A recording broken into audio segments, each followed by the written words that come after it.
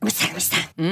ちょっといいですか？どうしたの？メールとかでよく書く語尾のうん幸いですとか使うとき、なんか照れるんですけど、そんなことないですか？どういうこと？いや何別にうん幸せ感じてるわけではないです分かってるわよそんなの。なんか正しいビジネス敬語とかって普段使わない言葉が多くて、うん違和感というかなんか照れちゃうというかなんか変な感じだと存じますいや使えてんじゃないの恐縮ですそれでいいんじゃない？いいじゃないの。すっごい軽い意味も薄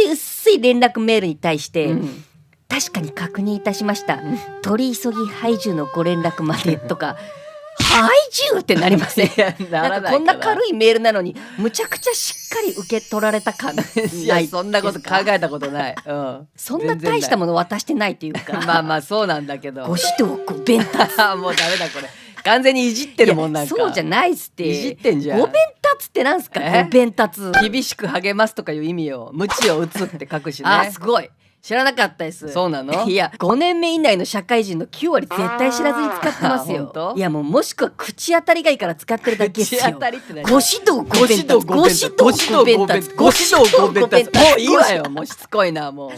あとご自愛ご尽力鑑みてご存知恐縮もういいって恐縮もう言いたいだけになってんじゃないの。いや伝わるなら何言ってもいいってルールになってほしいなまあまあと思確かにうんですよねそういう喋り方してるからいいだろうって中身のない会話すんのはダメだけど美しいじゃないそういう日本語って。ご指導ご弁達ご指導ご弁達ご指導ご弁達登録チャンネル登録